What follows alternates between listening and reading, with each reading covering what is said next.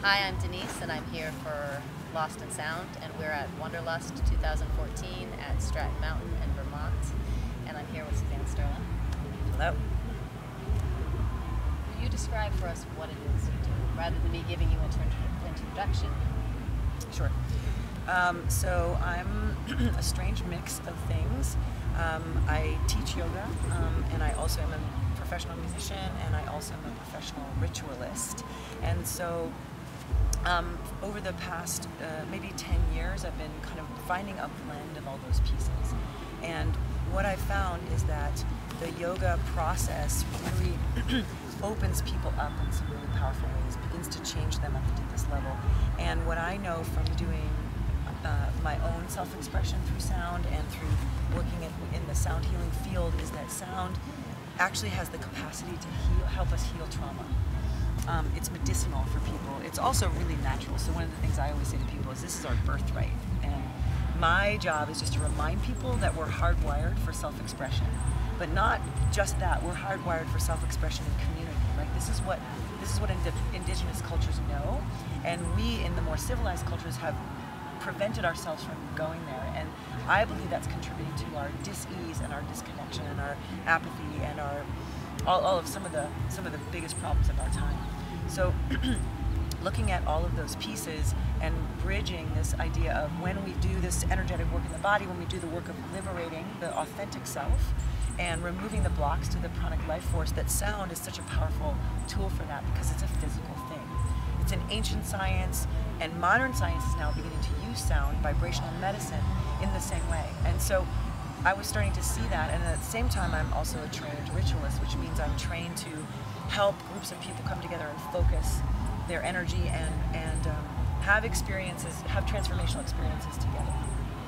And so I've been putting all those things together, and now what I'm doing is moving more and more and more into putting all those things together in the name of activism, in the name of service. And I'm one of the founders of an organization called Off the Mat Into the World. And we came together about 8 years ago in the yoga community. We said, what if we aggregate, what if we bring together the spiritual and practical resources of the yoga community, and we use those resources to serve, and really help people who are wanting to serve but they don't know how to start, or helping people who are activists but they're kind of burnt out and they don't have a strong sense of sustainability or community. What if we brought all those pieces together? And so now I'm really excited because I'm launching this initiative called Voice of Change, and it's really going to be helping people learn the art of healing from the inside out, the medicine of the voice, the medicine of community, and turning that into one's activism. When do we speak our truth? Where is it important to speak truth to power? How can we be articulate agents for change? And I'm very excited about it because it's a culmination of all the things that I do. And so I can walk people through these steps. And what I found in the yoga community especially is that a lot of people are very comfortable in their bodies, but when the energy starts to get into here, there's so much block. And it's, it's self-protection, and there's lots of reasons for it. But because of my background, I've done some work moving some of that energy and moving that trauma out. And so I feel like I can really help people move those blocks, and people are much more ready to do it now, as a collective. Yeah. So what is the experience like for you when you're leading a sound collective ritual in this way? Blissful. Yeah. It's a lot of energy for me because as you guys saw, in some instances I'm leading asana and getting people to really be in their bodies and their voices, and for the first time talking about resonating chambers. And I use the drum to lift the energy to get people a little bit out of their heads. Actually I start a lot of classes with the science. I'll give people like a good background of history of sound, the physics of sound, sound healing, sound medicine, so their neocortex is full, and then they can just go right into that crazy experience. They can trust it. They can trust it. Given them the reason why. Yeah. But then, it's getting people into their child self, it's getting people into their playful self, it's getting people into their wild and primal self, and the drum is really helpful for that. But it's, for me, it's an intense process, but it's so worthy because I feel like it's my life work. I feel very passionate about it. I feel like it's good work. I feel like there's not very many people doing it yet. There's more and more all the time. but I feel like it's what I see, what I watch is I watch people go from being fearful and terrified even, and they pass through that wall of terror and they get to this place of bliss, liberation, and connection. And then at those moments, I feel like I have the best job in the world because I really get to see it and I get to feel it and experience it, and I'm in it with people. Right. So it's very healing for me. You get to re-experience it every time that they do. Yeah. So that. Yeah. So you've been involved with the music festival scene for quite a long time, and have seen the growing of the integration of healing arts and yoga with music through the music festival scene. Can you share some perspective on that? Sure. Yeah, I mean, as a musician, I was doing music festivals many years ago, even before I started doing yoga or teaching yoga, and obviously the festival culture has ways in which people are in the past have had to figure out ways to stay up all night. Drugs has been a part of that, right? And so that tends to create a loose container. I mean, there's still transformation possible within that, but it has to be really consciously used. And what I started to see was that, in the festivals used to have like 1 or 2 yoga classes, and then all of a sudden, I think Wanderlust was one of the first ones. I remember seeing their business plan, and I was like, that's a good idea for numerous reasons, but that's a good idea because they're as much holding this piece of health, consciousness, awareness, transformation, and music, and the two aren't mutually exclusive. And for a while in my life, it was like I literally would go teach a yoga retreat, and then I would do I was doing electronic dance music at the time, so I'd do a show, and we wouldn't even start playing till 2 a.m. And it was like these two worlds that were completely separate. And all of a sudden, watching them converge, and what I'm seeing is there's less and less need for the transformation of drugs. Because people are stepping into other ways to change their consciousness. And my favorite definition of magic is the art of changing consciousness at will, right? So learning the initiation techniques, learning the sounding and the drumming and the ways that we get back into the space where we can be surrendered, where we can be vulnerable. That's where change happens. And that there's not, you don't have to take the shortcut of drugs. There's other ways to do it. Music is a huge portal for it. So is yoga. And so to bring those two together, it's perfect. It's perfect fodder. It's perfect moment for the transformational workshops and the new evolutionary thought and the new ways of doing business and all of the things that are going on here and some of the other festivals. And there's no festival that's doing it perfectly. We're still existing in this. I was talking to one of those people where we're still existing in this culture where certain things sell, certain other things don't sell. Everyone's kind of making compromises, but I do see that as a whole we're evolving towards something that is where we can say the buck stops here, like we as yogis say that the cycles of violence stop with me. I'm going to heal this so it doesn't perpetuate.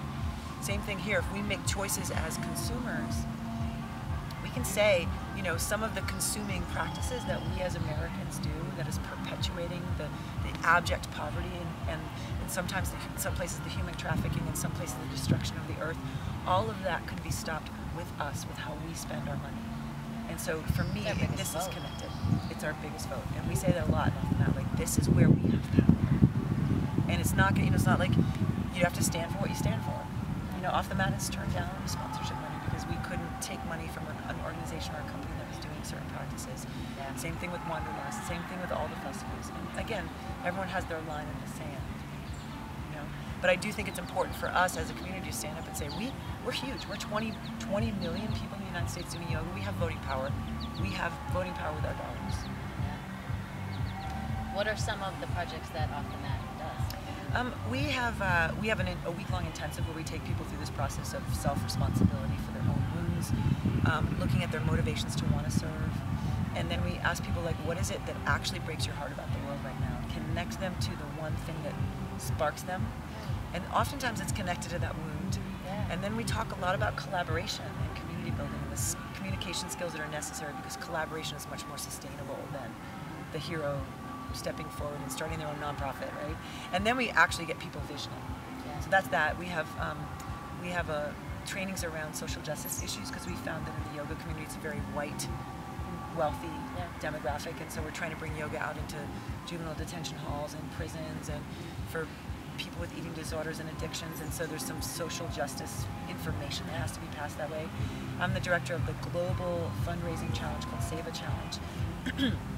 with that, we ask people in the yoga community to raise money, and whoever reaches that goal comes with us on a trip to the country that they're serving so they can actually see where their money is being spent. And we actually work on the projects, whether it's building a school or an orphanage, or last year we went to Ecuador and looked at the oil pits that are there and built rainwater catchment systems. We worked 1 year with victims of sex trafficking in India. So we have different projects in different countries. And then we also started something called Yoga Votes, just simply wanting to get the yoga community to say, I do yoga, I vote, I'm going to vote my values, and see if we could bring yoga into the voting political arena. And we did these things called the Oasis at the DNC and the Democratic National Convention and the Republican National Convention. And they were places where the delegates could just come and do yoga, get good organic food, drink green juice, and it was really popular. Nice. Yeah. So just planting seeds. Yeah. Planting seeds is what we're doing. So where do you see the role of the transformational culture of transformational festivals in helping plant those seeds, in planting those seeds, and also perhaps in exacting and affecting real transformation, both individually but also collectively? I mean, it just has to start with each individual finding their way, and so in that sense, just spreading yoga, just teaching yoga, that's radical and revolutionary in and of itself. So starting there, but in terms of the greater whole, I think it's like Buckminster Fuller said. He has this great quote where he says, "You can't make people give up their freedoms. You just have to design better, more interesting ways to give them the freedoms that they already have." So I feel like we have the opportunity to do that. People aren't gonna give up their personal freedom. They're not gonna give up their transportation. They're not gonna give up, their good, yummy foods. But what we can do as a whole is magnetize them towards something that is sexy, cool, good for the planet, good for everybody, inclusive, non-destructive. Like we have to get really smart.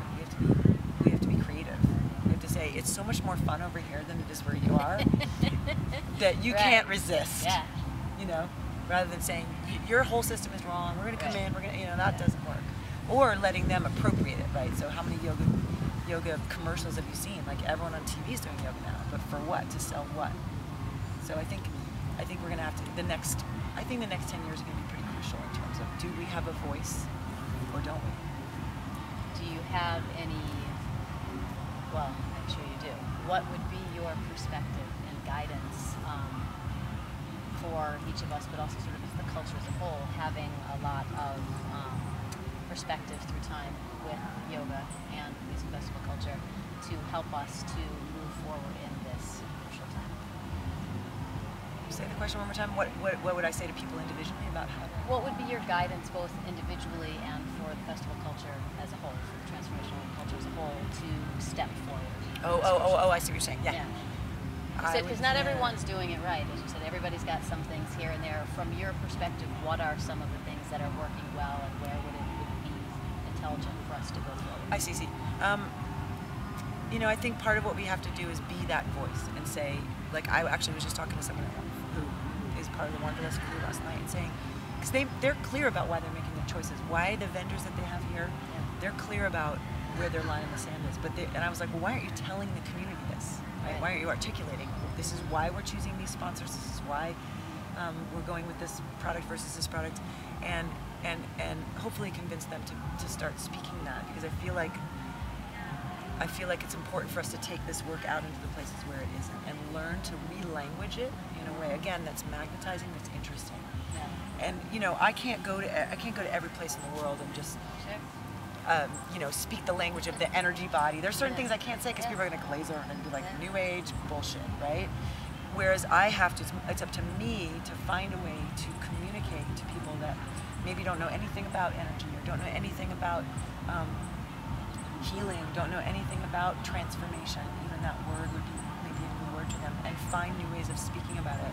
Right. And so that's what I would say. I would say it's part of our job is to not just stay in the bubble of what's safe for us, and go out and take yoga where it's not accessible to people, and do workshops where it's not accessible to people, and re-language it and try and spread the word in a really different way. And that's what I'm trying to do with Voice of Change, is just really really help people to be emissaries, to be truth tellers, to be articulate agents going into places and saying, this is what's necessary and this is wrong.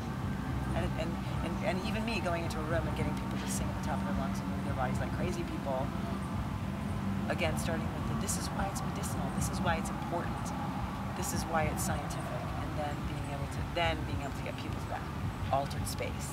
I can't go the right way because people walk out. It's too weird, you know.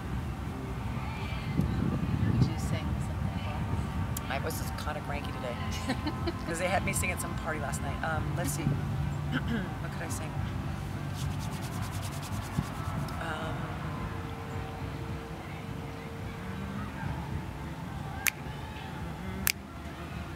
I welcome the awakening. Kiss me into life again. And I know, sometimes it hurts when buds are opening. But forget your perfect offering. Ring the bells that still can ring.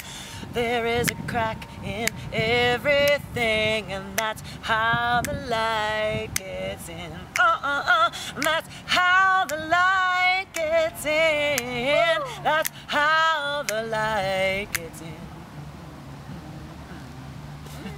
Thank you.